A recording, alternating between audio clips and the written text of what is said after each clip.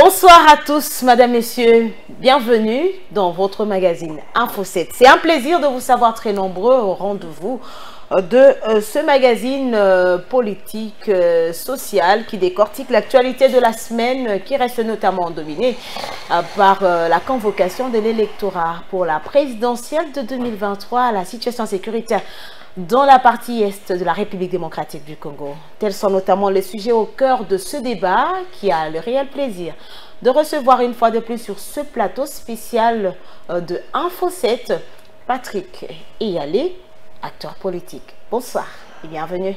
Merci Noëlla. Désormais acteur politique. Désormais acteur politique. Oui. Et que devient cette casquette éditorialiste, journaliste? Donc j'ai décidé de mettre une parenthèse à ce noble métier que je fais par passion. Je dis par passion parce que c'est un peu comme transmissible de père en fils. Donc mon grand-père a été journaliste. C'est d'ailleurs le premier Zaïrois de l'époque. Et rappelez-nous encore le nom, c'était comment? Monsieur Thomas Eyalé s'appelait. Il faisait partie de ceux qui ont mis en place le JMPR. Il était de la cellule de communication du maréchal Mobutu. Donc c'est lui qui vous avait donné ce goût-là? Il a transmis cette passion à ses enfants, entre autres monsieur Eyalé Kabé, mon père que je salue en passant. Il n'est pas le seul, il y a mon oncle Jean-Claude Eyalé qui est dans la communication. Donc c'est un peu comme Astérix. On peut dériver pour votre famille alors? Je dirais un peu comme Astérix, je suis tombé dans la soupe et j'ai depuis très longtemps gravité autour de ça. J'ai toujours été partagé entre le journalisme et la politique. De toute façon, c'est deux mondes assez similaires dont les options, les perceptions s'entrecroisent. Et après, vous avez décidé de faire un choix, prendre la casquette politique? J'ai décidé de traverser de l'autre côté de la rive pour un peu ne pas toujours être celui qui est spectateur. Celui qui a le beau rôle de critiquer. Parce que, comme l'adage le dit, l'art est difficile, mais la critique est aisée. J'aimerais ne pas simplement être du côté de celui qui dit ça ne va pas, qui dit les autorités ne sont pas ceci, ne sont pas cela.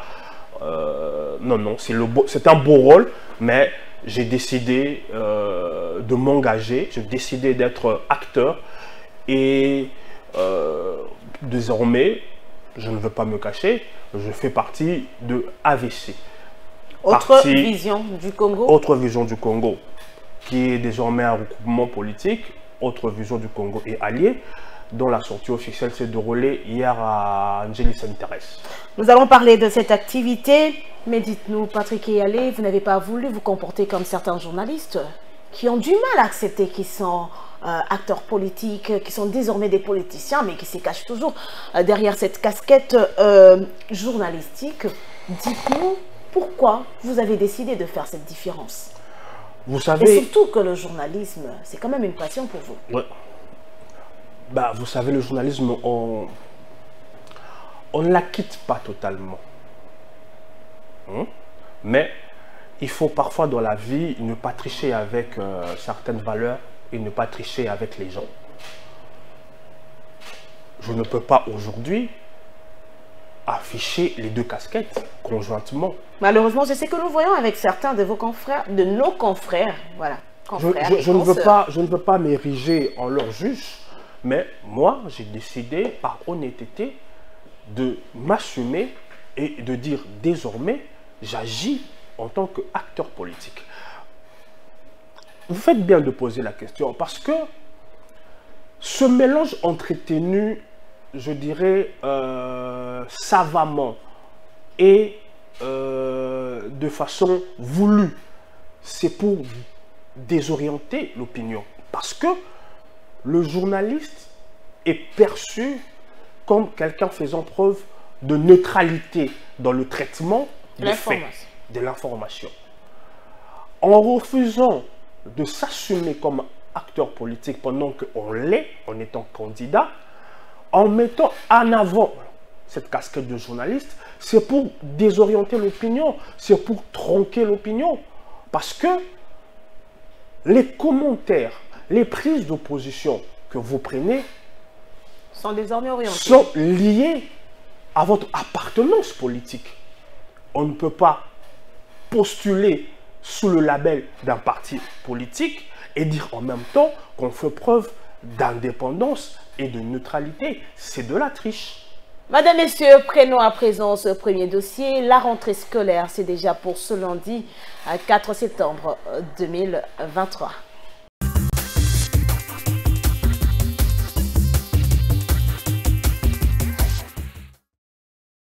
Les responsables des sous-divisions de Kinshasa et les chefs d'établissement de toutes les écoles éducationnelles de Kinshasa, question de recevoir toutes les dispositions pratiques pour la rentrée scolaire 2023-2024. Au cours de cette rencontre, les professionnels de la Craie Blanche ont été suffisamment instruits à respecter toutes les directives édictées par le ministre national Tony Mwaba, notamment la perception des frais scolaires en monnaie locale, l'inscription gratuite, d'accueillir les enfants le 4 septembre 2023 et de respecter scrupuleusement les calendriers scolaires. Les sous-prophètes Jean-Pierre Bimoko Piankokila motive ici la dite rencontre. C'est pour préparer la rentrée scolaire. Nous avons reçu les directives de la hiérarchie et à notre niveau, nous devons les vulgariser, les publier au niveau des chefs d'établissement pour une application stricte.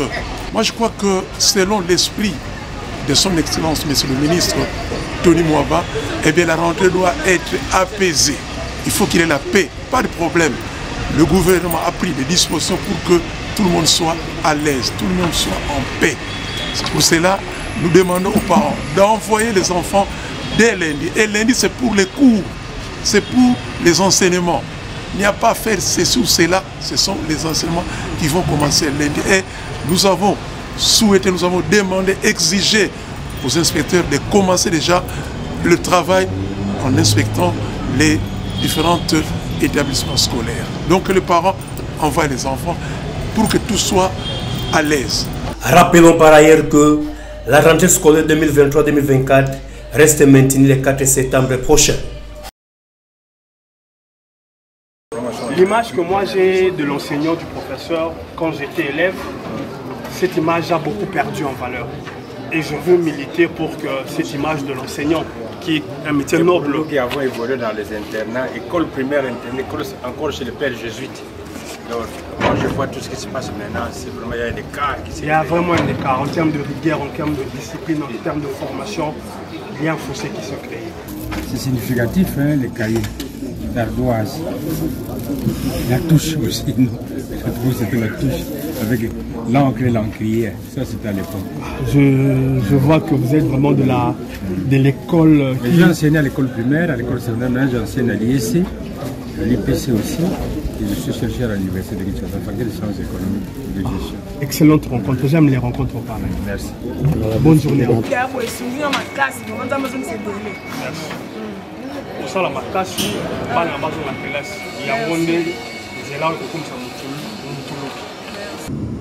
Il est 3 h du matin. L'aéroport international d'Ndjili voit atterrir un vol régulier d'Egypte Air avec à son bord une délégation des experts ingénieurs et techniciens venus dans le cadre de début des travaux du projet Métrokin. Cette visite de 3 jours a conduit cette délégation à des séances de travail et à des échanges des données techniques avec leurs homologues experts de Métrokin. La délégation de nos experts a également eu le privilège de visiter le site du projet pour une meilleure connaissance du terrain. Cette visite est partie de la gare centrale, du pont Bralima, de Pakadjouma, de la 2e rue Limité, du pont Ndjili et a atterri à l'aéroport de Ndjili. Après cette descente, un dernier round d'échanges intenses et fructueux de 2 groupes d'experts a conduit à la finalisation du design quant à la voie, la signalisation, les ouvrages d'art, les gares et dépôts de maintenance, ainsi que le design de ce que va être les matériels roulants ou métro léger de Métrokin. Cette visite vient donner un signal fort au premier coup de pioche de projet Métrokin prévu avant la fin de cette année. Nous devons organiser les voies au pluriel de la gare centrale jusqu'à la 12e rue d'une manière claire pour qu'eux ils exploitent et nous aussi nous exploitons. Notez que le projet Métrokin vise à résoudre le problème crucial de mobilité à Kinshasa. Ceci s'inscrit dans la vision ferroviaire nationale du chef de l'État, son Excellence Félix Antoine Tshisekedi Tshilombo. Aujourd'hui, nous avons conçu, nos gares sont conçues, de la gare centrale jusqu'à l'aéroport d'Enjoli. Des gares ou des stations? Des gares. Le projet a 4 phases. Métrokin, Bokeseni à lobby.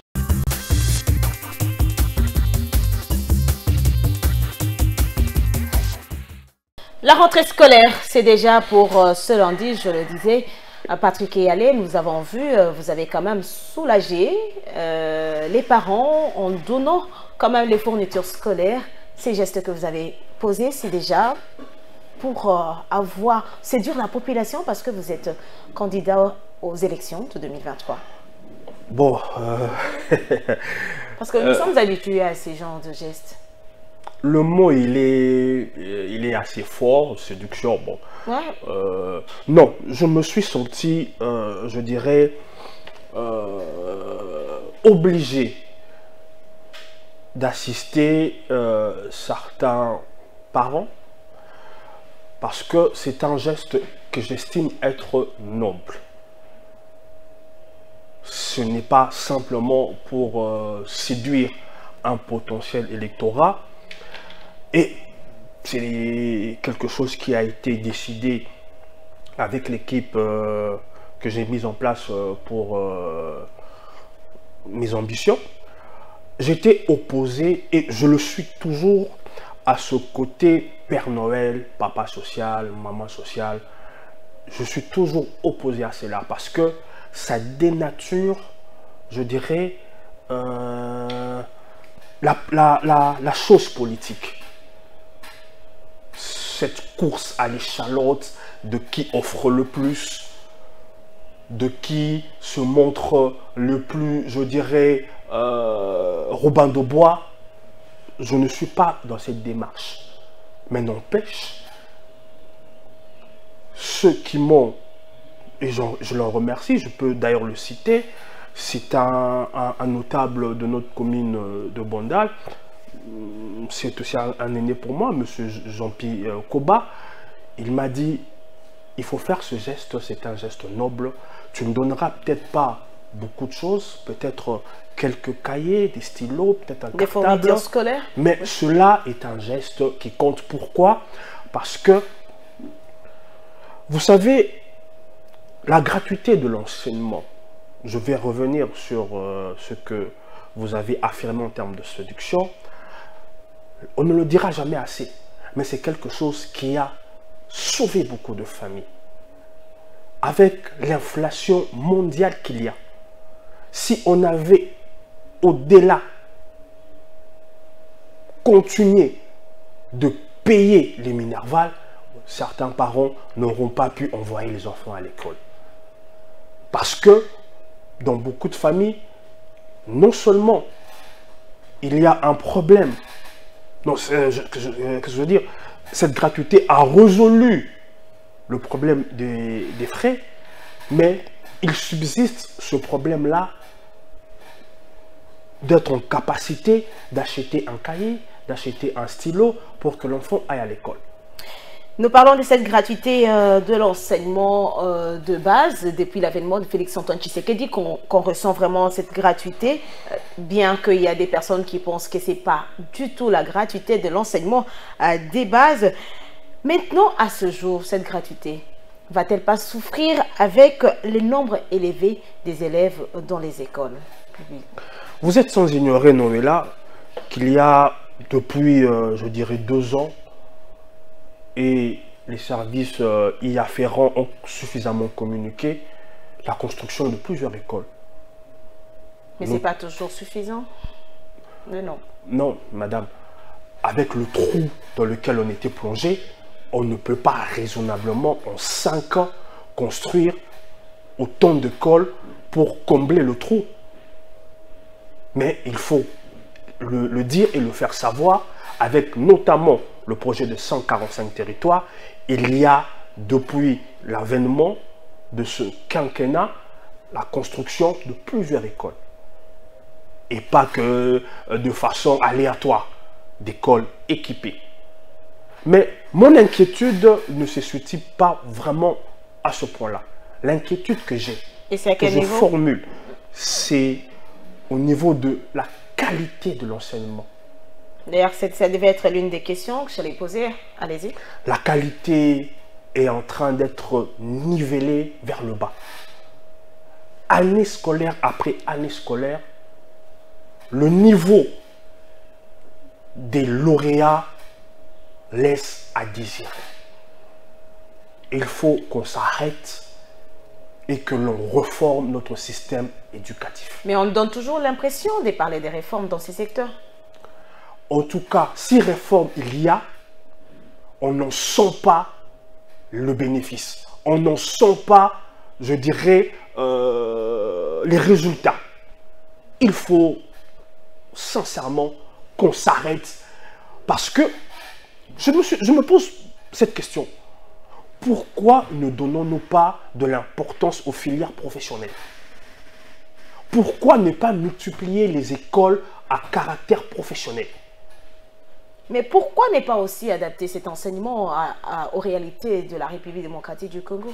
Mais l'histoire est presque... Mais c'est cela dont je parle. On n'est pas obligé de continuer avec le système qu'on a hérité des Belges. Il y a ces enfants qui ne sont pas doués avec cette langue de Voltaire, mais qui sont aptes, qui ont une dextérité avec leurs mains. Mais pourquoi ne pas mettre en valeur la formation professionnelle? Pourquoi ne pas multiplier des écoles où, je dirais, la formation est orientée vers les métiers, je dirais, comme l'agronomie, l'électricité, la mécanique? Le ministre de l'EPST donne des instructions concernant la gratuité de l'enseignement des bases. Malheureusement, ces instructions ne sont pas toujours respectées par les chefs d'établissement scolaire. Certainement, vous avez cette information. L'inscription qui est presque payante dans certaines écoles, on vous dit non, c'est gratuit. Mais de l'autre côté, on vous demande d'acheter des fournitures scolaires et là, vous devez débourser de l'argent. Presque, on veut vous évaluer, c'est presque un peu lorsque les inscriptions étaient payantes. Comment est-ce que vous pouvez expliquer cette situation? C'est vrai, madame, qu'il y a des abus. Mais ne soyons pas aussi, je dirais, ne soyons pas dupes. Vous savez, même dans les pays étrangers, quand on parle de gratuité, les choses ne sont pas gratuites. Hein? Il y a ces services que l'école et même la ville dans laquelle sont inscrits vos enfants vous font payer. Mais on parle de la gratuité. Oui. Il n'y a pas des frais scolaires qui est demandé aux parents, mais il y a certains frais inhérents, obligatoires, que les parents sont amenés à payer. Et même quand on dit les frais d'inscription, les frais de ceci, le frais de cela, c'est des frais qui se comprennent parce que dans l'organisation de l'école, il y a des choses à faire fonctionner. L'entretien des classes, l'entretien des latrines. Mais il y a quand même des écoles qui exagèrent avec les fonds demandés. Je vous l'accorde, il y a des abus. Et le ministre fait bien de taper du poing sur la table pour, je dirais, tirer le holà. Pour tirer le holà, parce que il y a, comme vous l'avez dit, certains chefs d'établissement qui font, je dirais, du business. L'éducation, malheureusement, ils ne sont pas les seuls parce que la gratuité a fait beaucoup de mal à beaucoup de personnes. L'enseignement, et n'ayons pas froid aux yeux, c'est un business lucratif.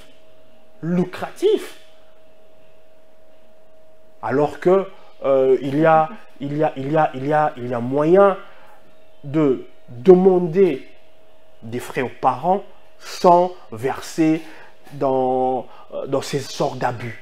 Nous avons vu ces bras de fer qu'il y a eu au début en séquence à la gratuité de l'enseignement des bases entre le régime Tshisekedi et l'Église catholique. Mais au moins aujourd'hui, il y a eu au moins plus de 5000 enfants qui sont allés à l'école. Comment pouvons-nous interpréter ces bras de fer qu'il y a eu? C'est le manque à gagner qu'a occasionné la gratuité auprès des écoles gérées par l'Église catholique. Le manque à gagner est chiffré à des millions. Entre-temps, il disait parler en faveur de la population.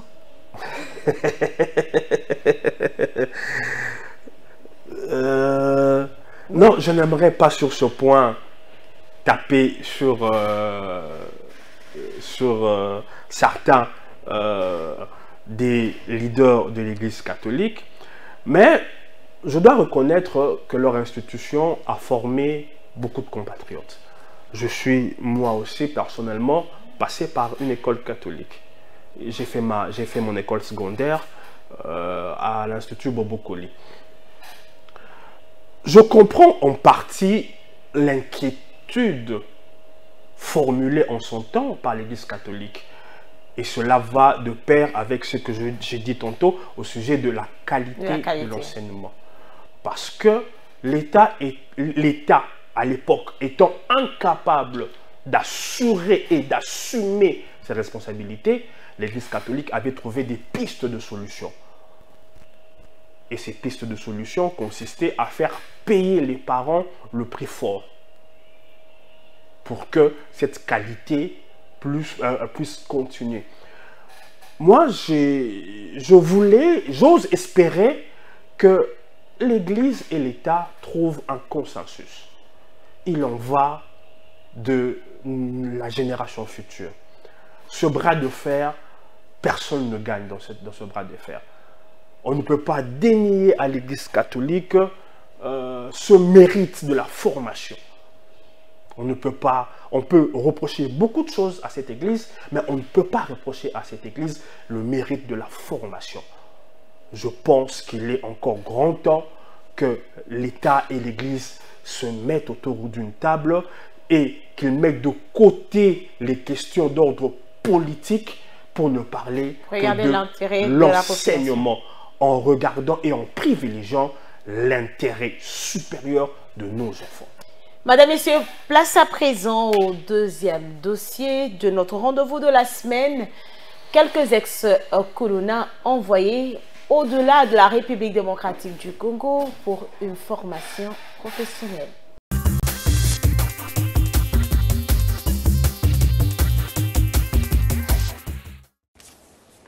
Ordonnance d'organisation judiciaire numéro 23/140 du 15 août 2023 portant démission volontaire de 2 magistrats civils du ministère public.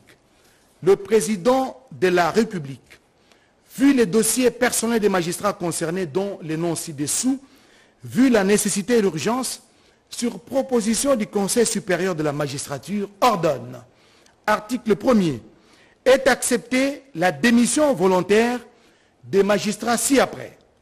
1. Kimbeni Makola, matricule F 002814, grade substitut du procureur de la République. 2. Mwanza Kaninga, matricule F 003149, grade substitut du procureur de la République. Article 2. Sont abrogées toutes les dispositions antérieures contraires à la présente ordonnance. Et article 3. Le président du Conseil supérieur de la magistrature est chargé de l'exécution de la présente ordonnance qui sort ses effets à la date de sa signature, ainsi fait à Kinshasa le 15 août 2023. Félix Antoine Tshisekedi Tshilombo, Jean-Michel Sama Lukonde Kyenge, Premier ministre, pour copie certifiée conforme à l'original le 15 août 2023. Le cabinet du président de la République, Guilain Yembombouizia, directeur de cabinet. Ordonnance d'organisation judiciaire numéro 23/141 du 15 août 2023 portant mise à la retraite d'un magistrat civil du ministère public, parquet général près la Cour constitutionnelle.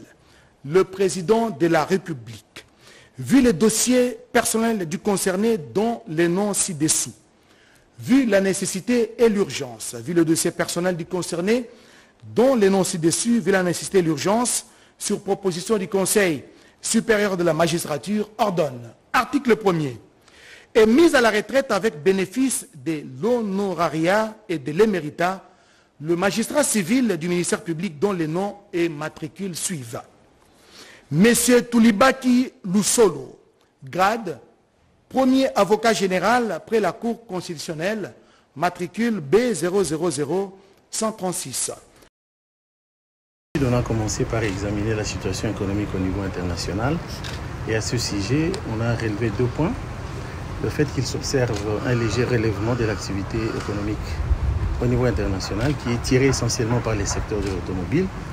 On a également noté une baisse des prix des principaux produits miniers d'exportation de la République démocratique du Congo. Dans le secteur national,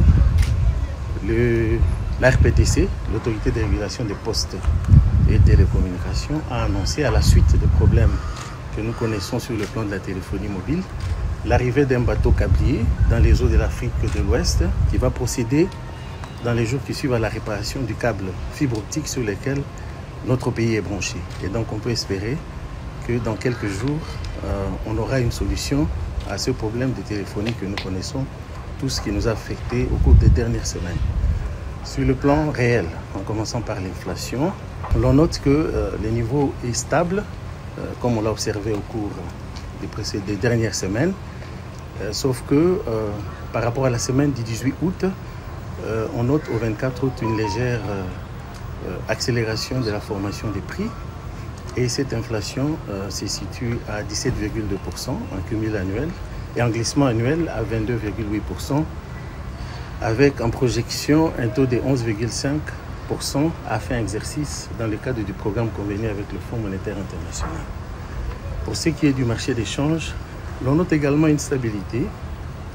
Sauf que, comparativement à la semaine du 18 août, au 24 août, le franc congolais a connu une légère dépréciation et s'est échangé à un taux de 2462 francs congolais pour $1 américain.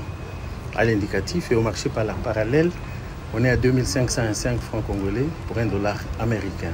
Et enfin, en ce qui concerne les réserves d'échange, on note une légère augmentation de 3%. Ces réserves se situent à 4,7 milliards de dollars, ce qui représente environ 2,6 semaines d'importation des biens et des services. On a également parlé de la rentrée scolaire et des instructions ont été données pour que tout se passe dans le calme et que nous ne puissions pas avoir de mouvements de grève. Et donc le gouvernement prendra toutes les dispositions avec les syndicats du secteur pour s'assurer d'une rentrée scolaire calme et apaisée. Voilà en liminaire tout ce qui a été dit au cours de la réunion. Venus de plusieurs provinces de la RDC, ces jeunes bâtisseurs autrefois Koulouna ou bandits urbains ont la chance aujourd'hui de bénéficier d'une formation professionnelle de 6 mois en Afrique du Sud. Question de développer les aptitudes pour rendre service à la nation. Ce qui rentre dans la vision du chef de l'État Félix Tshisekedi qui fait de la formation des jeunes une nécessité pour la RDC de demain, comme l'indique le commandant du service national. Ils sont ici à Kinshasa en transit. Ils vont en Afrique du Sud. Ils vont en Afrique du Sud pour faire quoi? Ils vont dans une formation qui va prendre 6 mois. Nous avons trié parmi nos bâtisseurs les jeunes qui avaient des aptitudes à pouvoir conduire les équipements ou les machines ferroviaires que le service national va bénéficier d'ici peu, d'ici 2 mois.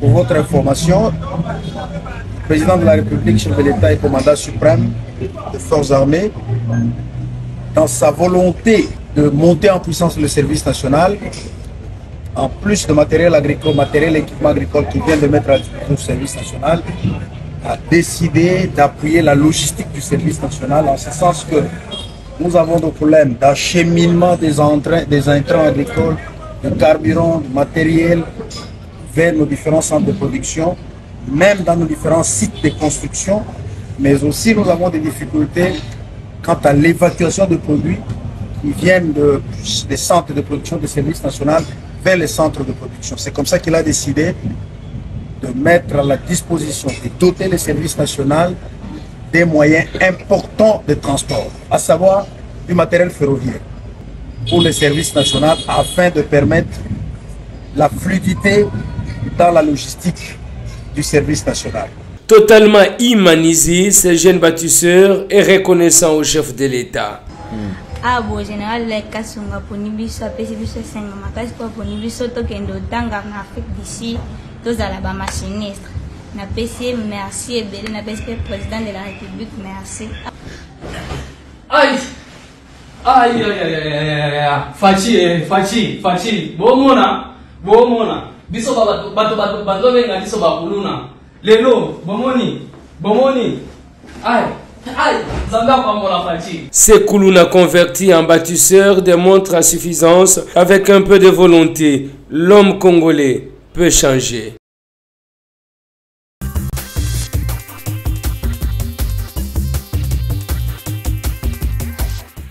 Certains magistrats à la retraite, certains ont été révoqués. Patrick Eyalé, comment est-ce que vous trouvez toujours la démarche du président de la République? Donc,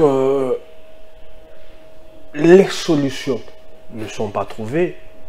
Je pense que le chef de l'État fait bon usage de, autant que faire se peut, de relever de leurs fonctions les magistrats qui, je dirais, ne méritent plus pour une raison ou une autre. Il ne faut pas se dire qu'on a tout fait, on a tout essayé, et voilà. Plus de 2 fois, ça inquiète quand même.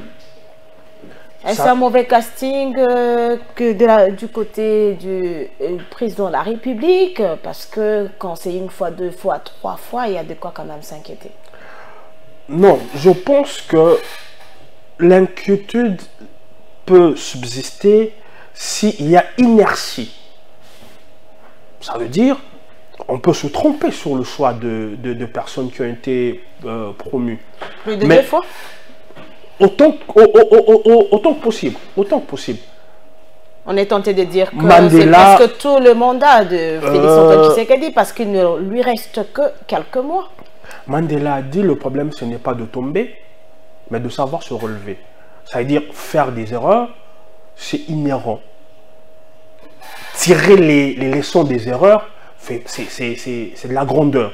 Ça veut dire, s'il y a eu toutes les révocations ou les mises en retraite n'ont pas été, à ce que j'ai suivi, pour faute, il y a ceux qui devraient partir en retraite. Et cela a été fait. Il ne faut pas qu'il y ait une espèce de bouillabaisse dans les nominations et les révocations ou les mises en retraite qu'il y a eu. Il y a eu un tout. Le chef de l'État a voulu, je dirais, faire le tout en un, mais il n'y a pas que des gens qui ont été sanctionnés. Il y a des gens qui ont été promus, il y a des gens qui ont été mis à la retraite parce que ayant dépassé l'âge requis. Mais pour revenir à ce que je disais, moi je ne vois aucune inquiétude à ce qu'on change tant qu'on n'a pas trouvé la bonne personne. Prenons la personne de Patrick Eyalé. Est-ce que vous êtes satisfait du travail qui se fait dans l'appareil judiciaire? Absolument pas. Absolument pas. Je pense que si on tend le micro à bon nombre, ce n'est simplement pas sur les aspects des questions politiques. Il y a beaucoup de questions d'ordre, je dirais, des conflits fonciers où les juges se comportent de façon, je dirais, c'est du banditisme presque. C'est du racolage, ce qui se passe dans les tribunaux. On a des magistrats véreux. C'est, je dirais, le fruit du délitement de l'homme congolais. C'est le fruit du délitement de l'homme congolais. Et cet affaissement des valeurs, vous ne la constatez pas seulement dans l'appareil judiciaire, dans plusieurs domaines.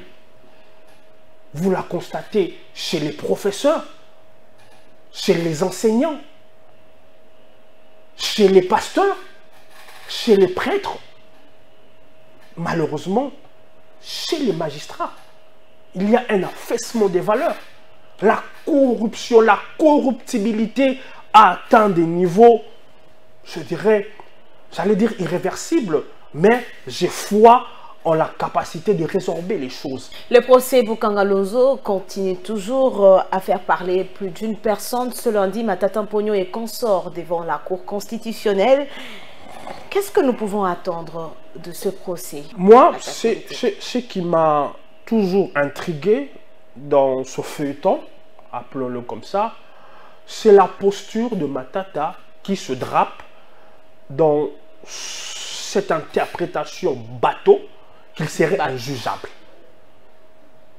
Donc, le Premier ministre actuel peut aujourd'hui poser des actes de mégestion et demain se prévaloir d'une espèce d'injugeabilité. Je ne sais pas si les gens qui défendent cette thèse se rendent compte de l'imbécilité de cette situation. Permettez-moi du peu. Donc, on pose des actes et on estime qu'on est injugeable. Alors que même les textes ne vont pas de façon claire dans le sens que la partie de Matata abonde. Finalement, qui dit vrai dans ce dossier? Je n'aimerais pas ici donner un avis en la matière, là où les éminents professeurs ont donné leur avis. Moi, je donnerais peut-être un argument de bon sens. Le bon sens voudrait que ceux qui soutiennent le fait que qu'un Premier ministre soit injugeable, le bon sens ne peut pas leur commander de s'abstenir de pareille affirmation. Sinon, qu'est-ce qu'on est en train de distiller à l'opinion? Donc, il y a une catégorie des gens, notamment ceux qui exercent ou qui ont exercé ou qui exerceront cette haute responsabilité. Ça veut dire ces gens sont injugeables. Le bon sens voudrait que... Une façon de dire qu'ils sont intouchables par la justice. Bah, c'est cela l'injugeabilité. C'est complètement... Si d'aventure, les textes disent clairement qu'ils sont injugeables, alors j'appelle les législateurs à abolir ce texte. Mais je doute fort que dans l'entendement du législateur, il a pondu ce texte pour en arriver à ce cas de figure. Mais si tel est le cas, il faut que cette disposition soit abrogée. C'est impensable que une personne ayant assumé une telle fonction ne soit pas justiciable. C'est impensable. Mais que dites-vous alors de ces Ils personnes peuvent bénéficier des privilèges de juridiction, cela s'entend, mais il ne peut pas être, je dirais, injugeable. Non. Mais pourquoi alors dans sa famille politique on crie à un acharnement politique tout en argumentant que c'est parce que Matata Mponyo est candidat à la présidentielle de 2023? Vous savez que ce genre de choses, même les vaches, ça ne leur fait plus rire. Donc, estimer que Matata Mponyo a ses soucis judiciaires parce qu'il a fait foi ou il a fait mention de ses intentions de briguer la magistrature suprême, c'est pour cela qu'il a ses ennuis judiciaires. Non, il ne faut pas abuser. Il ne faut pas abuser. Il ne faut pas abuser. Patrick Eyalé, un mot, vous avez vu ces ex-Kuluna envoyés aujourd'hui en Afrique du Sud pour une formation professionnelle. En suivant religieusement le reportage, j'ai été agréablement surpris de la vision qui est derrière ce déplacement des ex-Kuluna. J'ai été agréablement surpris. J'ai vu qu'il y a des Congolais qui réfléchissent à long terme. Ces compatriotes sont envoyés pour être formés à être des machinistes. Cela me revient encore à l'esprit, c'est que je disais tantôt, sur l'accent à mettre sur certaines formations. On en a grandement besoin. Souvenez-vous, on a dit que sans le chemin de fer, ce pays ne vaut rien. Je suis grandement satisfait d'une telle initiative. Voilà des choses à encourager. C'est possible de changer ce pays. Voilà des choses à encourager. Voilà des formations où l'on peut pousser certains de nos enfants parce que le Congo de demain a besoin de se développer sur des matières pareilles, sur des infrastructures pareilles. Je tire mon chapeau au concepteur et à celui qui a initié, je dirais, ce projet. Formidable. Madame, Messieurs, un autre dossier à présent, processus électoral en cours. Certains se sont prononcés, notamment l'AVC, qui a porté son choix sur Félix-Antoine Tshisekedi. D'ailleurs, c'est sans surprise, comme son candidat à la présidentielle de 2023.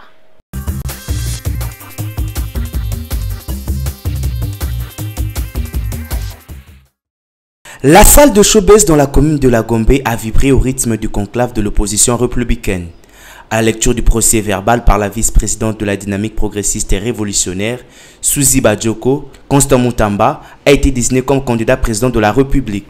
La dynamique progressiste révolutionnaire, DIPRO, opposition républicaine, réunie en conclave national électoral, a pris les résolutions ci-après.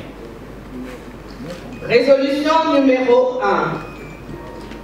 Monsieur Constant Moutamba Tungunga, président national de la DIPRO, est désigné à l'unanimité candidat à l'élection présidentielle.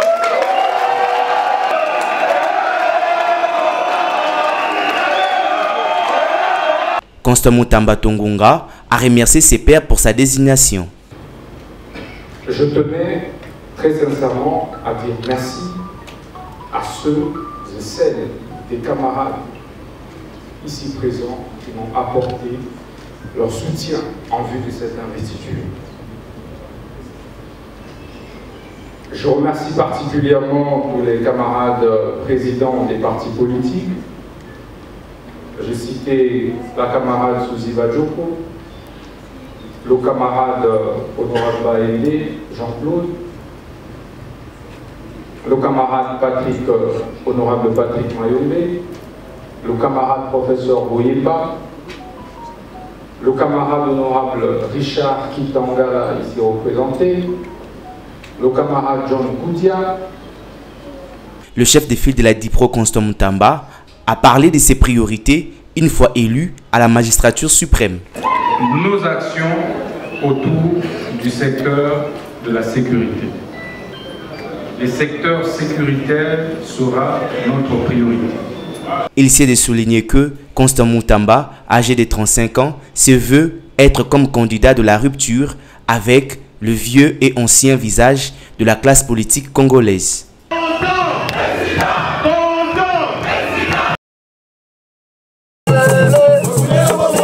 Un week-end très mouvementé aux alentours et au-dedans du site agréable Ngandayala dans la commune de Lancélé. Des géants portraits et calicots de membres de l'UDPS et alliés mis en évidence sur les arbres clairsemés sur ces jolis sites.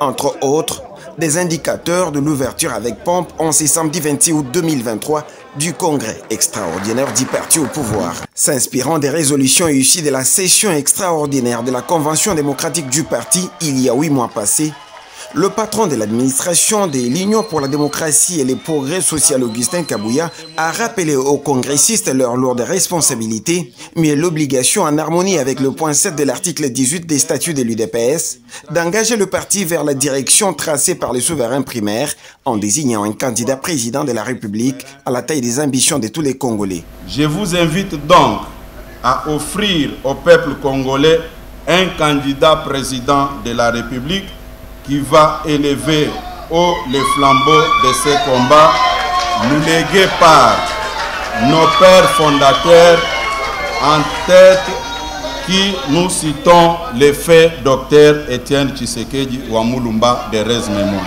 Sans surprise, ce qui arriva le 31 mars 2018 en prélude des élections au mois de décembre de la même année est arrivé de même ces jours. Décide, article 1, le mandat de M. Félix Antoine Tshisekedi Tshilombo comme président de l'UDPS Tshisekedi est renouvelé pour une période de 5 ans.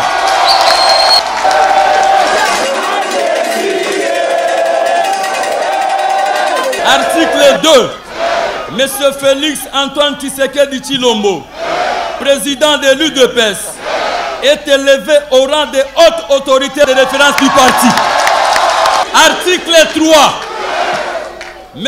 Félix Antoine Tshisekedi Tshilombo est investi candidat de l'UDPS Tshisekedi à l'élection par scrutin direct du président de la République qui sera organisée par la Commission électorale nationale indépendante le 20 décembre 2023. Par ailleurs, l'Assemblée plénière du Congrès a reconnu en son article 4 le plein pouvoir de Mwanabouté dit AK-47 d'engager le parti vis-à-vis de tierces et d'en assurer la bonne organisation et le bon fonctionnement. L'actuel secrétaire général de l'UDPS Tshisekedi, M. Augustin Kabouya Chilumba, est chargé de la mise en œuvre des dispositifs de la présente résolution jusqu'à la convocation des congrès appelés à statuer sur la modification des statuts relativement à la présente résolution. Après avoir courageusement franchi le Rubicon, le parti de Félix Tshisekedi peut continuer à nourrir sa forte ambition, celle de gagner largement aux législatives, ce qui lui donnera d'office la chance de contrôler la primature lors du prochain quinquennat.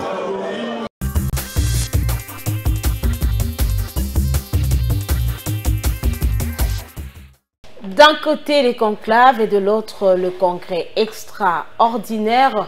Constant Moutamba, candidat président de la rupture pour la présidentielle de 2023, l'AVC de son côté porte son choix comme l'Union pour la démocratie et les progrès sociaux sur Félix Antoine Tshisekedi comme candidat à la présidentielle de 2023.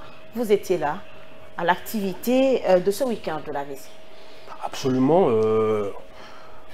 Nous avons, nous, AVC-A, sans surprise. AVC allié. Hein? AVC allié. Nous avons sans surprise porté notre choix sur le candidat Félix Tshisekedi pour plusieurs raisons. Lesquelles? D'abord en termes d'alternatifs. On n'en voit pas. En termes de, je dirais, de continuité de ce qui a été fait pour pérenniser les acquis, nous avons estimé qu'il est le mieux placé pour continuer ce qui a été lancé dans ce quinquennat. Quoique nous avons eu 2 ans difficiles de cohabitation avec le FCC, mais, avec l'alliance FCC-Cash, mais depuis 3 ans que cette alliance a été rompue, on peut constater cet élan nouveau qui a été impulsé à travers, je dirais, les nombreuses inaugurations qu'on voit ça et là. Il faut pour ce faire que nous ayons une majorité confortable pour permettre maintenant qu'on puisse impulser des réformes.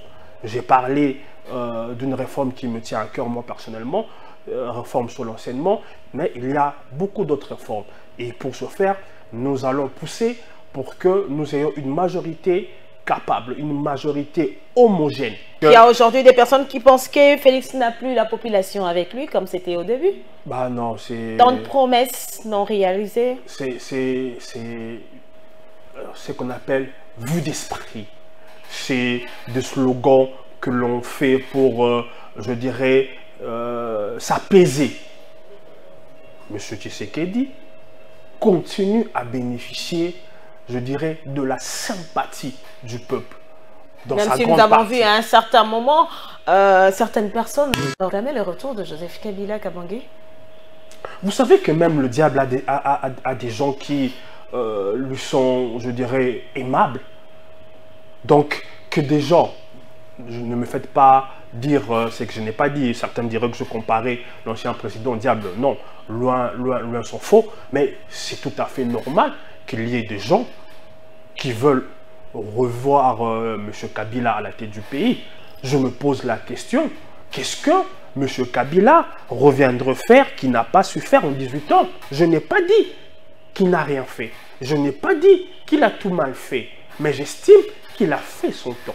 Et il a, pour ma part, un peu retardé le Congo. Retardé le Congo. Retardé le Congo. Parce que quand je fais un retour en arrière, j'observe certains pays avec qui on avait pratiquement les mêmes conflits, les mêmes problèmes. Mais quand j'observe comment ces pays ont su, je dirais, prendre de la vitesse, je me dis qu'on a perdu beaucoup de temps avec M. Kabila. Quand je regarde l'Angola, quand je regarde le Sénégal, quand je regarde le Côte d'Ivoire, quand je regarde le Kenya, je me dis on a un train de retard vis-à-vis de ces pays-là, en termes d'infrastructure. Voilà. Il faille le laisser écrire ses mémoires, donner des conférences comme le font les anciens présidents. Comment vous interprétez le silence de l'ancien président de la RDC sur toutes ces questions d'actualité? Non, je trouve ça assez loufoque. De partout dans le monde, on voit des anciens chefs d'État donner leur point de vue. Pas plus tard qu'hier, je vu M. Sarkozy se prononcer sur la position de la France par rapport à la guerre de l'Ukraine et la Russie. Il peut se passer de la politique intérieure, mais se prononcer sur des questions d'actualité internationale. Même sur ce point-là, il ne le fait pas. Il a promis, je ne sais pas si c'était lui, ses aficionados ont promis que M. Kabila allait s'exprimer incessamment sous peu. Depuis, on nous avait dit, quand il va t'exprimer, vous allez voir ce que vous allez voir, le ciel va tomber. Mais bon, on aimerait bien voir ça. C'est pas encore tard, il se prépare. Ce qui est sûr, c'est qu'il parlera. Assurément, il parlera.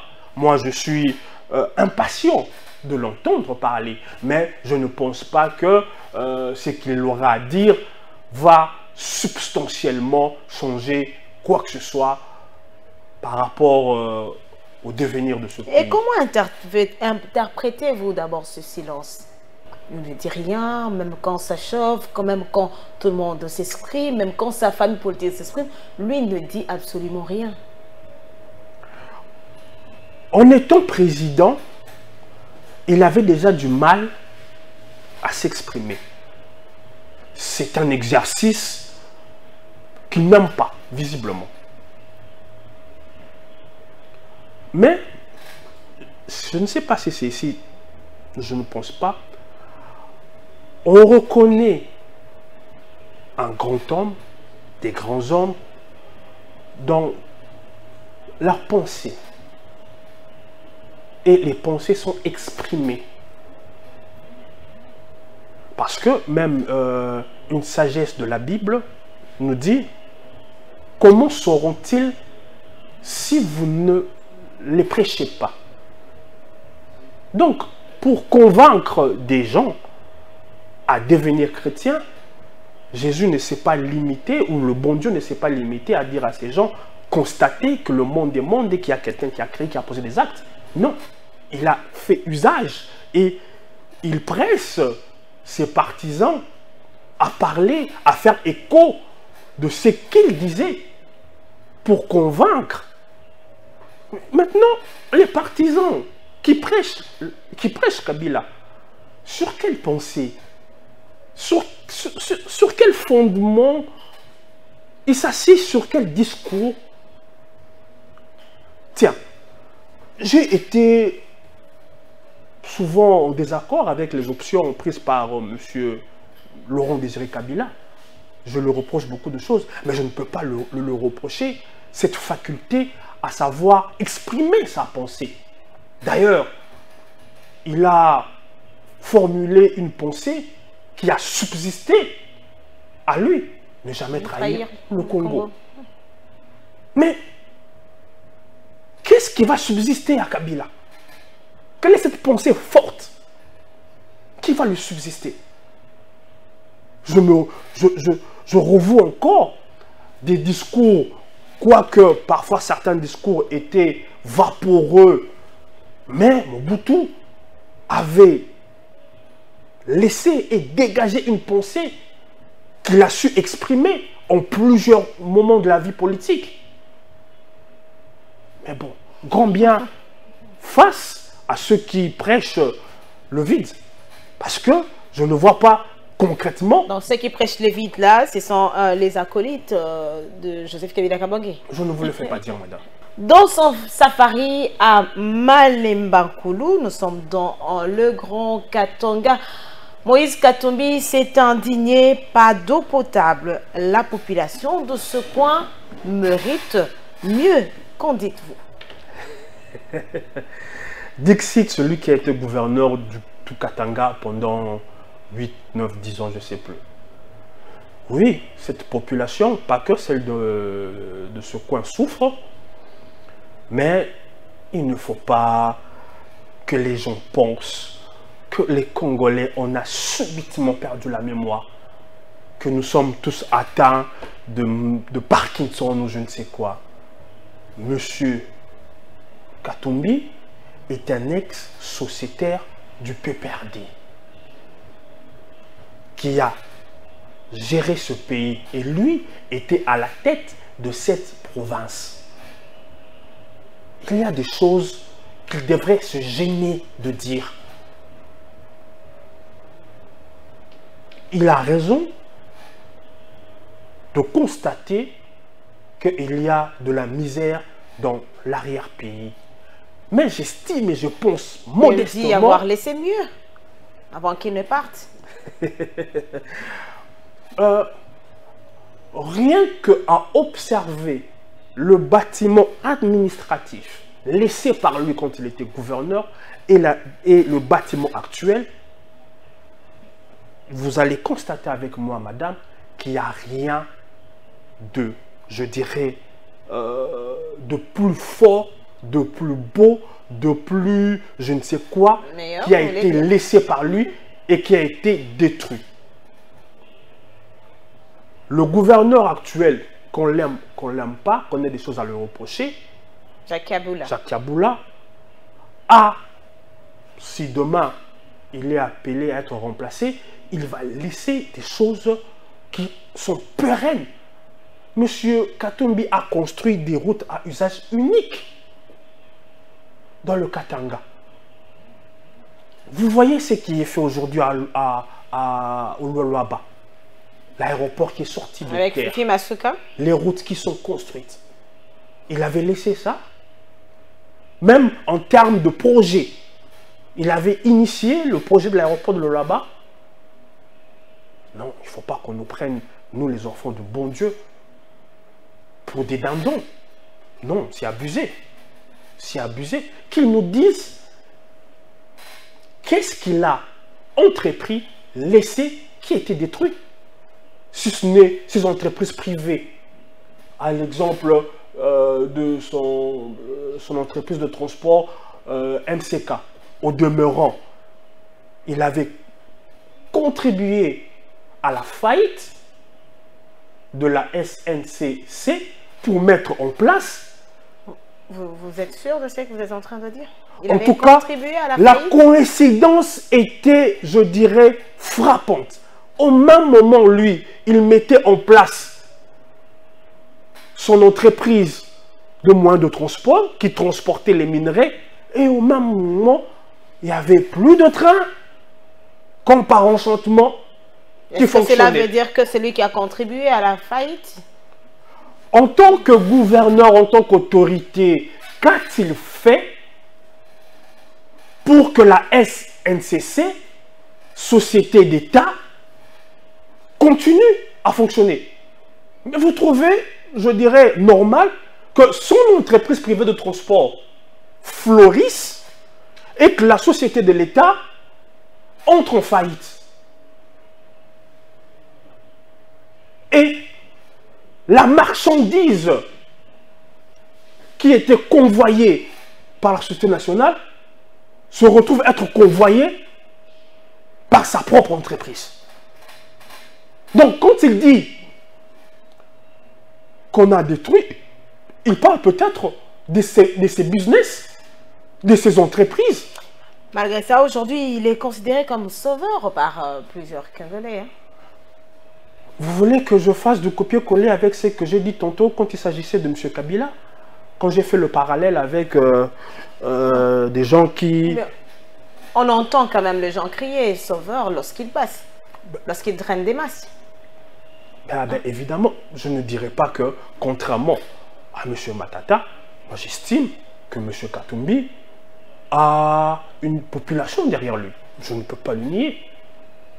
Vous ne me rencontrerez pas à faire ce jeu-là Mais Matata aussi fait des plans. Non, comprenons-nous bien. Chaque leader politique, en fonction de sa notoriété, en fonction de sa représentativité, est en mesure de faire ce que vous appelez plein dans un coin donné de la République. Mais il y a des leaders dont la notoriété dépasse le carcan, je dirais, tribal, provincial. Lesquels, par exemple?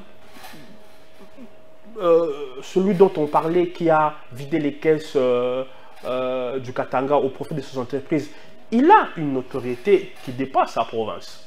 Mais malheureusement pour lui, il y a un monsieur qu'on appelle Félix Antoine Tshisekedi, qu'il y a une notoriété encore au-delà. Madame, Messieurs, place à ce dossier, cet autre dossier de Info 7 pour parler de la Commission électorale nationale indépendante vers les élections de 2023. C'est une question qui divise également la classe politique.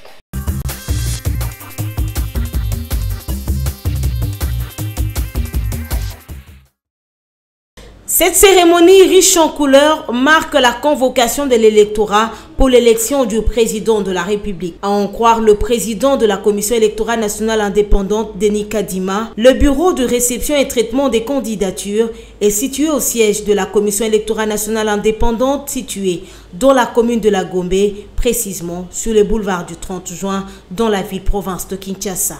Le numéro 1 de la centrale électorale va ainsi rappeler le fait saillant de l'évolution du processus électoral en cours en République démocratique du Congo. Le processus électoral est aujourd'hui à un tournant important avec la cérémonie de convocation de l'électorat pour l'élection du président de la République.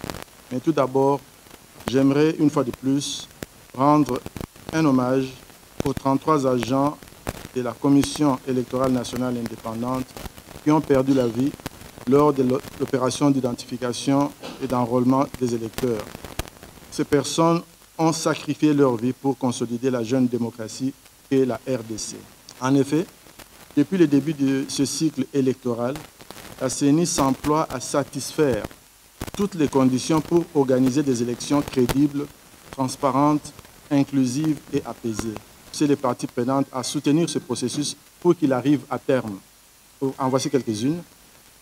La CENI a organisé l'identification et l'enrôlement des électeurs en 4 mois, contrairement au cycle passé. Elle a renforcé les mesures de sécurité en insérant la capture de l'iris pour garantir l'intégrité du vote, un électeur, une voix. Elle possède aujourd'hui un fichier électoral fiable fort de près de 44 millions d'électeurs. Nous sommes convaincus que ce 4e cycle électoral va hausser le standard en matière électorale et ainsi contribuer à la consolidation de la démocratie et de la paix dans notre cher pays. Face à plusieurs invités de marque et des professionnels de médias, le président de la Commission électorale nationale indépendante, Denis Kadima, va ainsi répondre à ceux qui prédisent le malheur en faisant un procès d'intention à la Commission électorale nationale indépendante. À ces prophètes de malheur qui espèrent et affirment à haute voix que la CENI sera la cause d'un violent conflit post-électoral qui justifierait une grave instabilité politique et qui conduirait à un changement de régime antidémocratique, nous répondons en 2 mots, sans effet. Bien avant, le rapporteur de la centrale électorale, Patricien Seya, a lu la décision portant convocation de l'électorat et ouverture du bureau de réception et traitement des candidatures pour l'élection. Notons par ailleurs que le glissement n'existe pas dans les dictionnaires de la Commission électorale nationale indépendante. Et nous allons demain à Goma pour visiter les camps de déplacés par rapport à ce qui se passe avec les femmes, parce que c'est elles qui vont voter certainement dans tout le pays, mais c'est elles qui doivent être dans les pouvoirs de décision. La place de la femme est importante pour une paix durable, parce que sans la voix de la femme et sans son agenda inclus aussi dans les mécanismes de gouvernance, je crois que nous n'arriverons pas là où nous voulons en Afrique faire taire les armes, mais également faire en sorte que la femme et les jeunes participent. Donc nous avons eu une conversation avec la présidente de la commission genre du Parlement et qui nous a donné également ce qu'elle est en train de faire, assez positif. Donc nous sommes très fiers d'avoir vu une jeune dame, mais qui est engagée en politique et qui n'a pas peur. Certainement,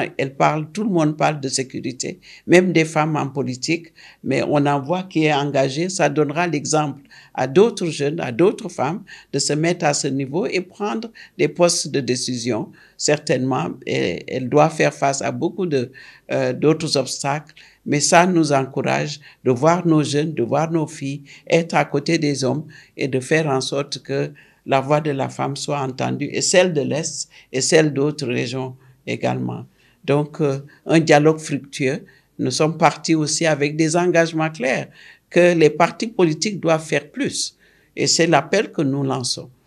Mais pour mettre les femmes là où il faut également. Si on veut la paix, il faut que les femmes participent. Les droits de la femme doivent être également respectés partout en Afrique et dans le monde.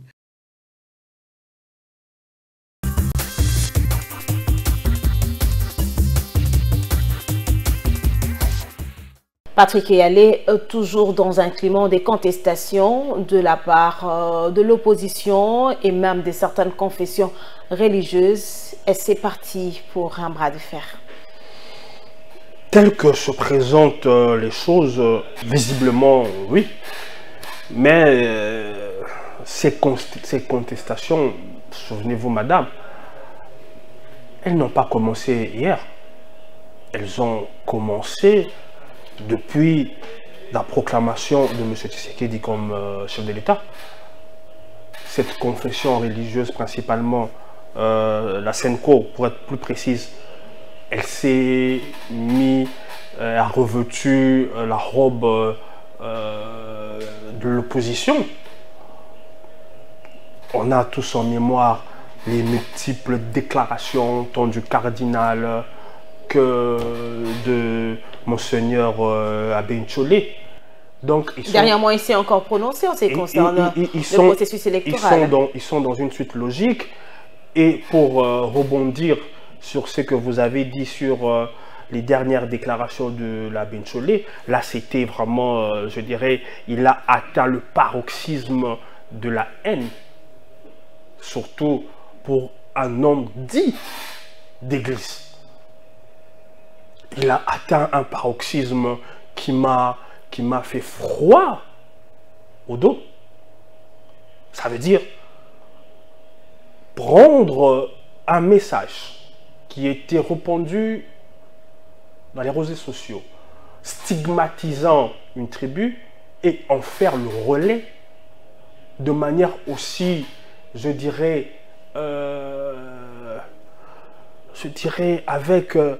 avec légèreté, avec une telle... Est-ce que ces propos peuvent pousser certains observateurs à parler d'un complot en gestation? Non, il y a une volonté délibérée à, je dirais, je cherche les mots qui ne vont pas... parce qu'il s'est exprimé sans froid aux yeux. Oui, il y a un complot ourdi de renverser M. Tshisekedi par tous les moyens. Et l'abbé Tcholé ne s'est pas caché de cela. Il y a une volonté, il y a, je dirais, une idée, j'espère pour eux, que c'est encore où ça ne va que s'arrêter en termes d'idées. Mais la façon dont s'est exprimé M. Tcholé sur la question, je crains que cela n'ait dépassé le stade d'idées en ce qui leur concerne. Parce qu'il a dit quelque part, il y aurait, en cas de, une révolution. Voilà pourquoi certaines personnes parlent d'un complot en gestation. Je dis et je le redis, je crains que ça ne soit pas une idée fugace qui soit sortie comme ça de ces neurones. Non. Non. Il y a une volonté à renverser de quelque manière que ce soit M. Tshisekedi. Et pour ce faire, quitte à attiser une haine tribale.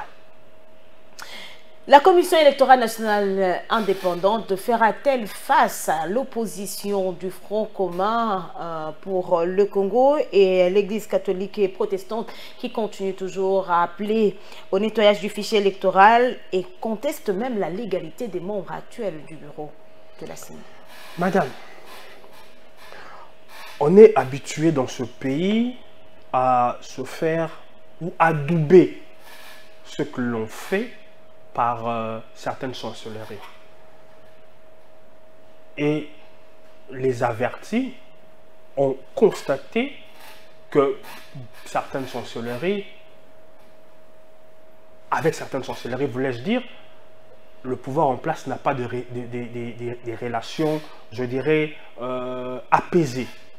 Vous pensez réellement que si à ce stade, il y avait bidouillage, il y avait tripatouillage, ces chancelleries n'allaient pas donner de la voix. Après tous les lobbies qui ont été faits, notamment par Tcholé et consorts. Vous pensez vraiment que les lobbies? Mais quand M. Tcholé prend l'avion, le plus souvent, ce n'est pas pour aller à Vatican, pour écouter les instructions sur comment paître les brebis. Il va quand même aussi se reposer, non? Le plus clair du temps, quand ils prennent l'avion, c'est pour se retrouver dans les antichambres des gouvernements, des parlementaires, des congressmen, pour mener leur lutte. Une lutte qu'ils ont choisi de faire contre M. Tshisekedi. Depuis le premier jour. Et pour quel objectif? Parce qu'ils ont été quand même ensemble dans l'opposition. L'Église catholique. Avec l'UDPS en son temps dans l'opposition. Non, comprenons-nous bien, madame. Je ne me lasserai pas de revenir sur cette histoire. Vous vous souviendrez du passage de M. Kamitato sur le plateau de TV5, où il affirmait qu'ils ont envoyé 40 000 smartphones à l'heure. On parle bien français. Merci. Et de l'autre côté, M. Tcholé, qui a reconnu, ajoutant un mensonge, qu'ils ont reçu 40 000 smartphones, mais en montant que ces 40 000 smartphones venaient des Mongols, de l'Australie, je ne sais d'où encore. Mais vous savez, monter, il en reste toujours quelque chose. On a fini par comprendre qu'il y avait une collusion. Certes, ils étaient, et l'UDPS, et la SENCO, et le parti de M. Katumbi, dans l'opposition, et en opposition contre Kabila, mais chacun avait son agenda. Et il est de notoriété publique que l'agenda de la SENCO, ou pour dire de ces têtes d'affiche, est désormais connu. On sait pour qui, on sait pour qui plaide, pour ne pas dire pour qui roule. Ces têtes d'affiche. Donc dire qu'ils étaient dans l'opposition, oui, ils étaient dans l'opposition contre M. Kabila. Et d'ailleurs, Si le ridicule pouvait tuer... Vous connaissez pour si qui le ridicule l'Église pouvait... catholique? J'en viens. Si le ridicule pouvait tuer... À l'avènement de ce pouvoir, il y a eu une alliance entre le FCCCash que j'ai décrit tout à l'heure. Les premières personnes à tirer sur cette alliance n'était-ce pas l'Église catholique? On a même vu le cardinal se déplacer en France, être reçu à TV5 pour fustiger cette alliance. Mais eux qui disent faire preuve de cohérence étaient les premiers à aller s'acoquiner, permettez-moi l'expression, avec M. Kabila. Et M. le cardinal Ambongo de dire, d'ailleurs, cette phrase me revient toujours, vous avez mon soutien inconditionnel, toi et ton mari, parlant à l'ex-première dame. Olive Lembe. Ce Kabila qui était médiocre, ce Kabila que vous avez peint comme le diable, dont vous avez critiqué l'alliance avec le pouvoir en place, ce Kabila est redevenu fréquentable. À tel point qu'ils ont fait ensemble avec M. Katumbi une alliance appelée Bloc Patriotique. C'est pour dire que on se perd beaucoup avec ce que veut et cherche la Senko. Ne craignez-vous pas en même temps, s'il vous plaît, en même temps, ils ont été partout pour dire que ce pouvoir préparait un glissement, que le glissement n'est pas tolérable, que le glissement n'est pas acceptable. Grande a été ma surprise de voir M. Donatien Tcholé dire que oui, même un glissement de quelqu'un. On a du mal à savoir ce que veut, ce que cherche la Senko. Quoi que l'on sait. Non, mais ils sont à la recherche du bien-être du peuple congolais, non? C'est l'église au milieu du village. Non, cette expression est une expression bateau. L'église n'est pas au milieu du village, elle ne l'a jamais été, elle est encore moins davantage. Parce qu'une église, si cette église est au milieu du village, quand on a entendu certains députés s'en prendre à cette tribu, un député a dit clairement que Balou Batoko côté la bango. Cette église au milieu du village aurait dû s'empresser pour condamner cela. Cette église au milieu du village aurait dû s'empresser pour appeler à l'apaisement. Bien au contraire. Est-ce que réellement le 20 décembre, les Congolais iront devant les urnes? La volonté clairement exprimée et affichée par le président de la CENI, qui en fait une question de principe, laisse à croire, à penser qu'il y aura élection le 20 décembre. Le pouvoir en place ne veut pas d'un dialogue, contrairement aux fausses informations. Je dis aux fausses parce qu'il y en a plusieurs distillées par l'opposition. Donc, je crois qu'au 20 décembre, sauf cataclysme, il y aura élection. Madame, Messieurs, place à ces derniers dossiers pour parler de la situation sécuritaire dans la partie est du pays.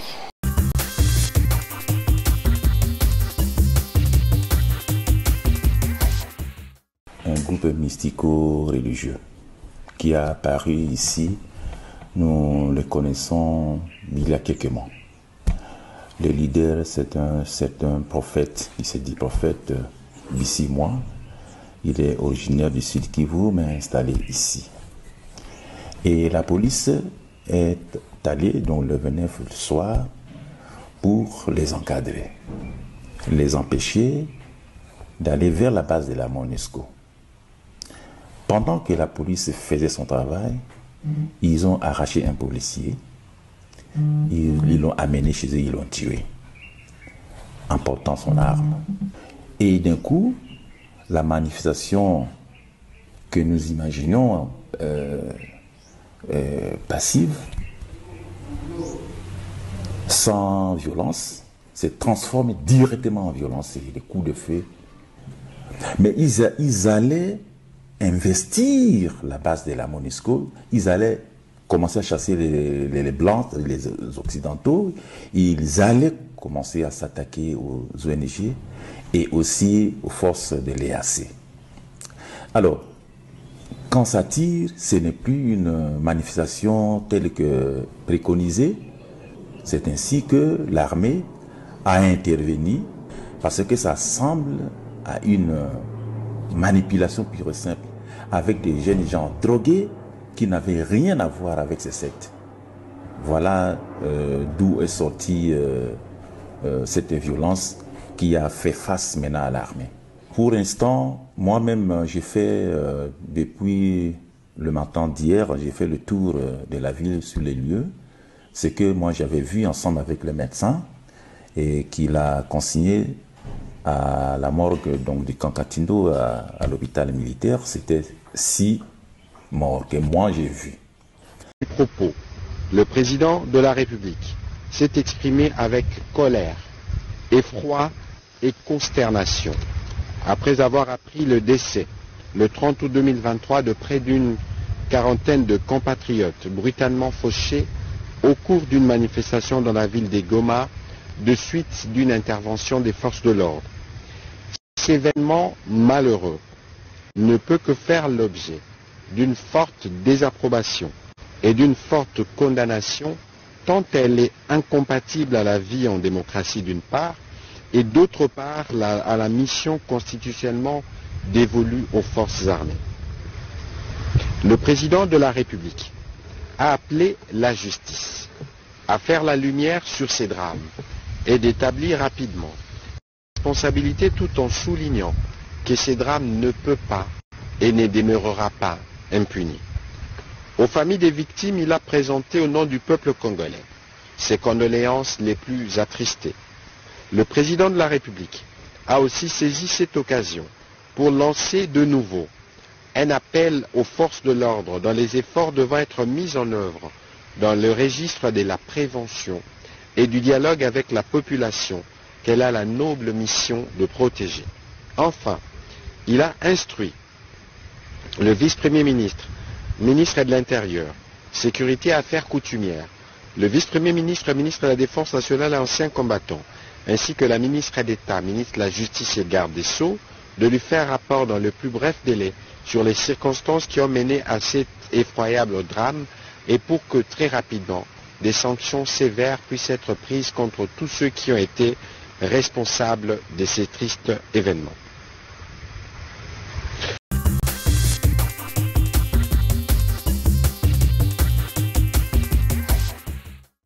La semaine a été horrible pour la population du Nord Kivu, précisément à Goma. Patrick Yalé, comment expliquez-vous une telle répression de la part des forces de sécurité qui, visiblement, n'ont pas été quand même professionnelles, hein?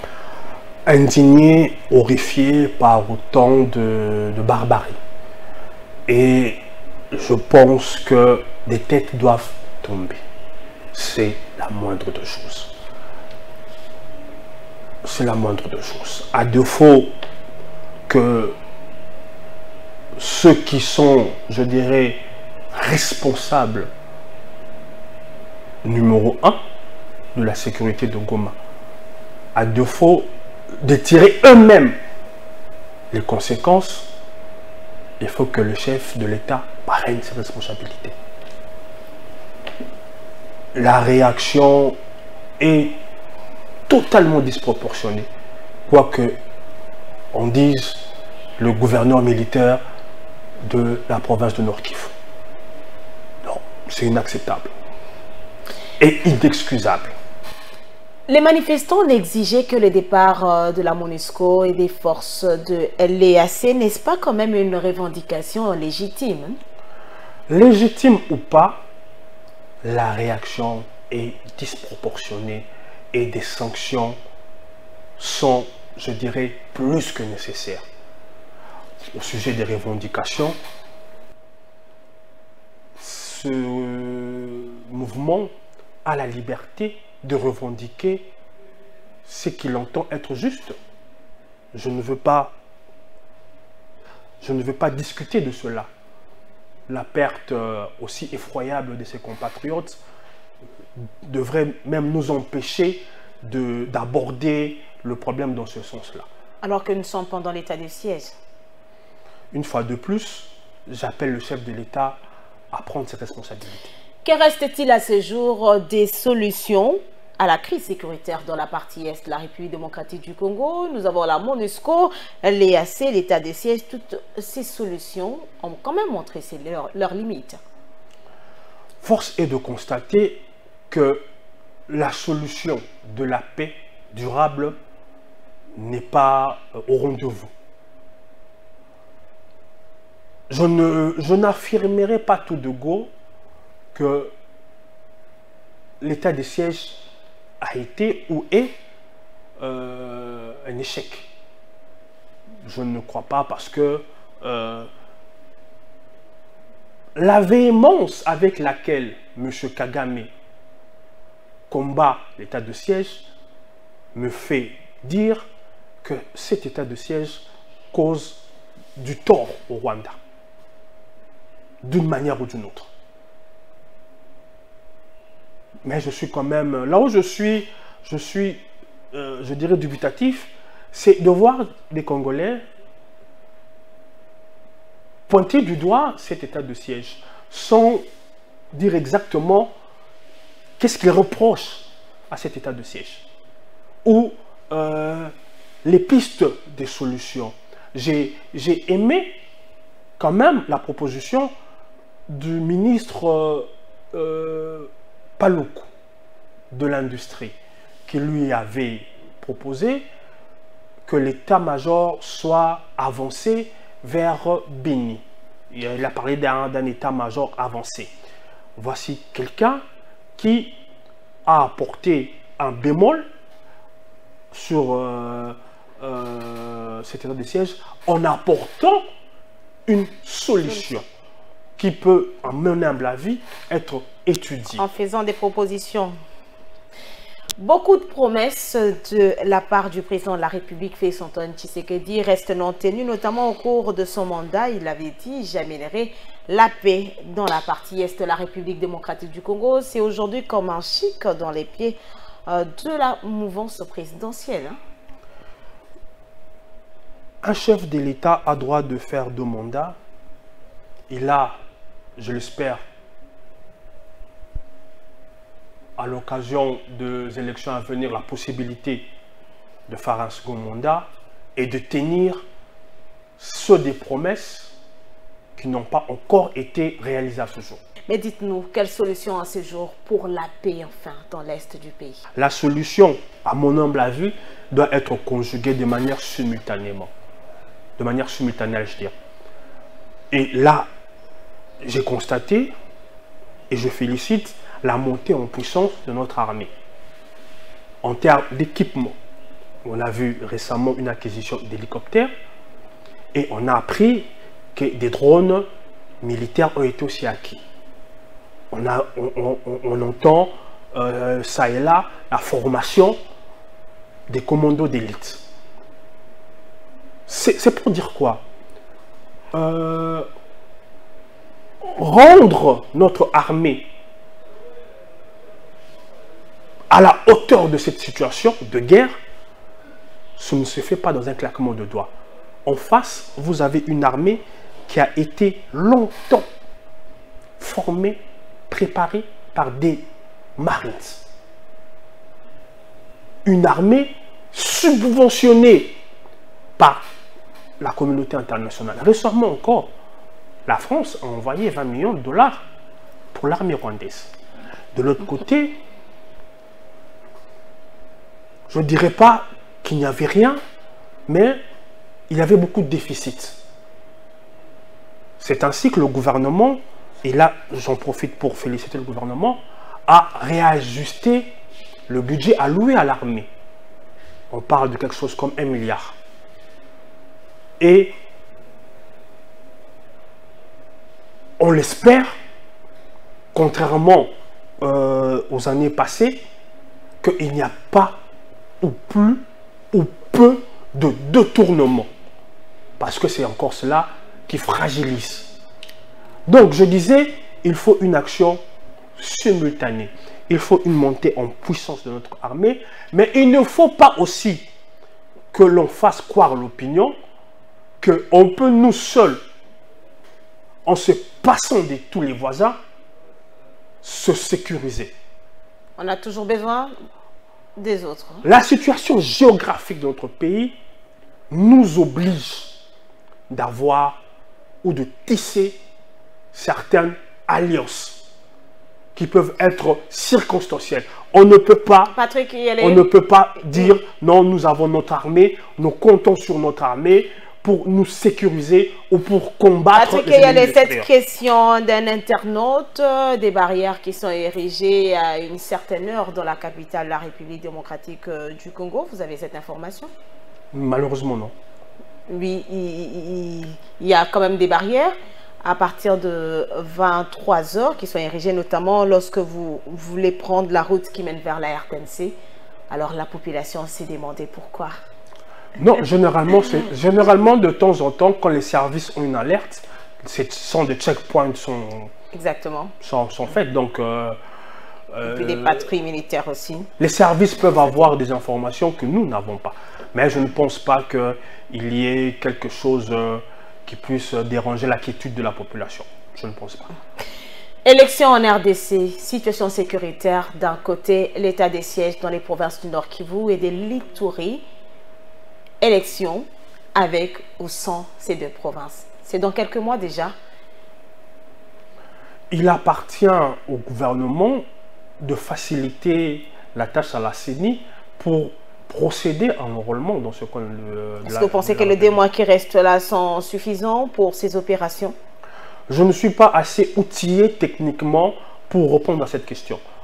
Je ne veux pas me substituer. C'est pas là la raison pour ceux-là qui affirment qu'il n'y aura pas d'élection? Non, je ne pense pas, sans me montrer désinvolte par rapport aux compatriotes de ce coin, que le fait que ces deux provinces n'ont pas... Non, il ne s'agit même pas de province.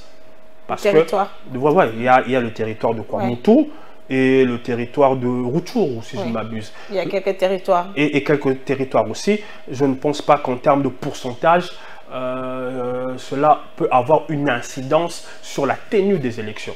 Non, je ne pense pas. Félix Tshisekedi face à Matata Mponyo, face à Joseph Kabila Kabange, face à Constant Mutamba et d'autres candidats présidents. Je sais que vous allez dire que c'est Félix qui va l'emporter, mais aujourd'hui, il y a quand même certaines personnes qui estiment qu'il n'y a plus de chance pour Félix Tshisekedi. Non, la difficulté... Parce qu'il n'a pas un bilan à présenter.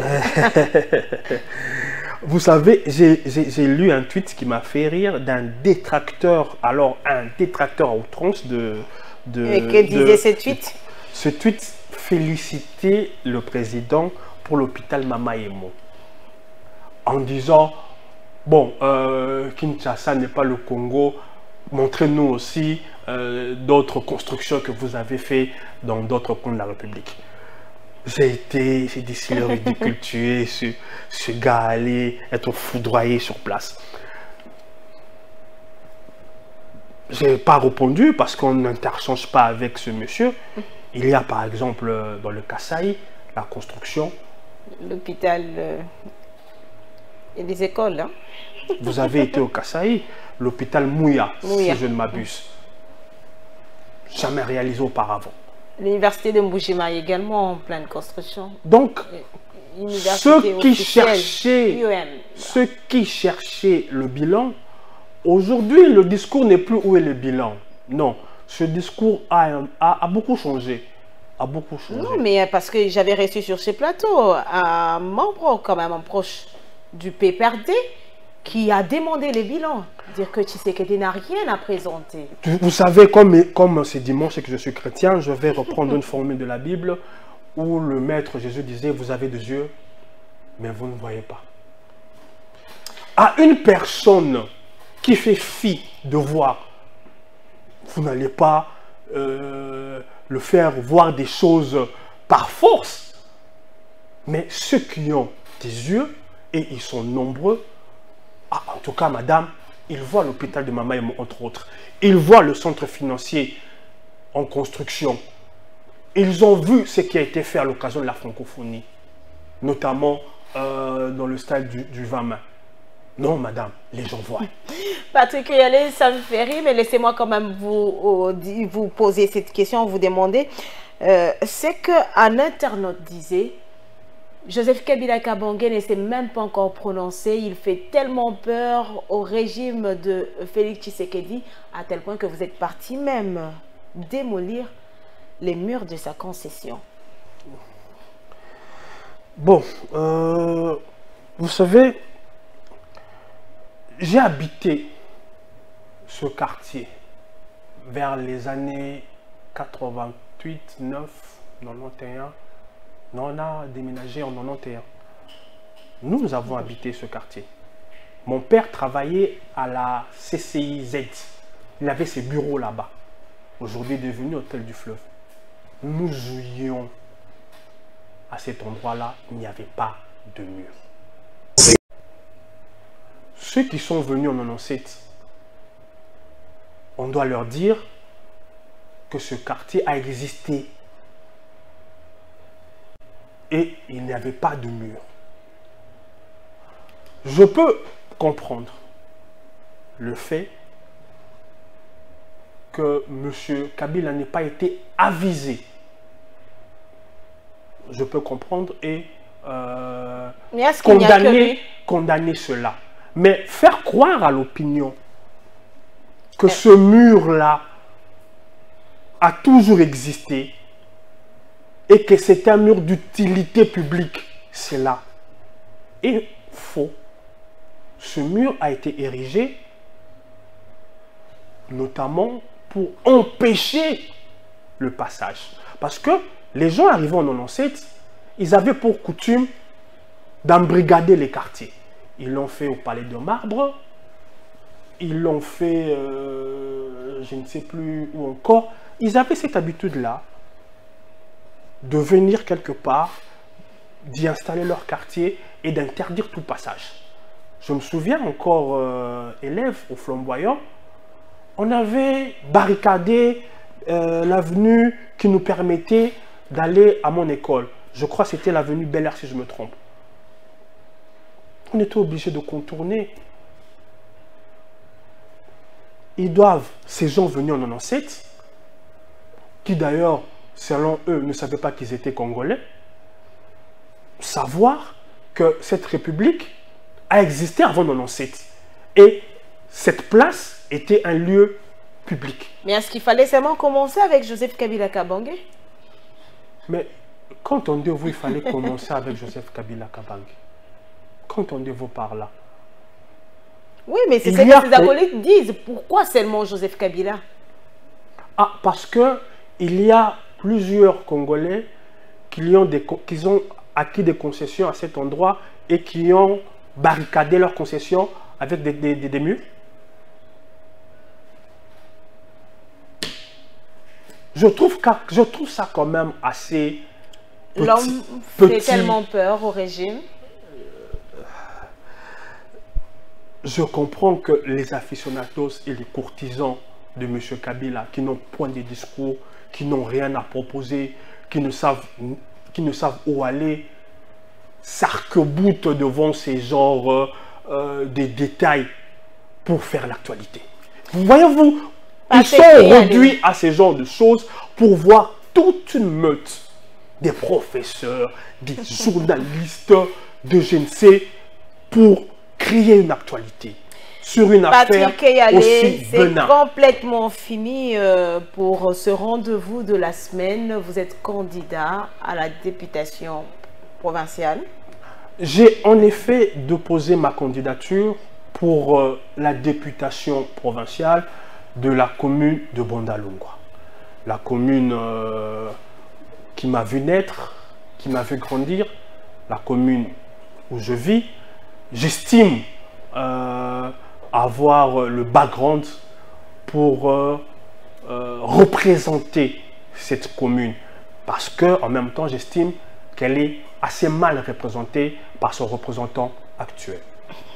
Merci bien, c'est la fin Et vous avez quelques minutes pour vous adresser à cette population qui a eu encore le réel plaisir de vous suivre ce dimanche. Un grand plaisir, et c'est toujours un honneur que d'être reçu dans ce prestigieux plateau et dans cette prestigieuse émission. À ceux qui auront le temps de me suivre, même en rediffusion, ne désespérons pas du Congo. Un autre Congo, comme le dit notre slogan, un autre Congo est possible. Un autre Congo est possible. Madame, Messieurs, c'est complètement fini pour ce rendez-vous de la semaine. Professionnels, nous le sommes et nous le resterons. Eh bien, il est temps. Info 7 a eu le plaisir aujourd'hui de recevoir Patrick Eyalé, désormais qui s'affiche et s'assume en politique, acteur politique, voilà, j'allais dire. Et merci bien à Patrick Eyalé qui est toujours disponible à venir décortiquer l'actualité de la semaine sur les plateaux de Info 7. Et le plaisir sera toujours de vous recevoir. Merci, merci. Et restez toujours fidèle à Congo Web Télévision, la chaîne haute définition. Au revoir.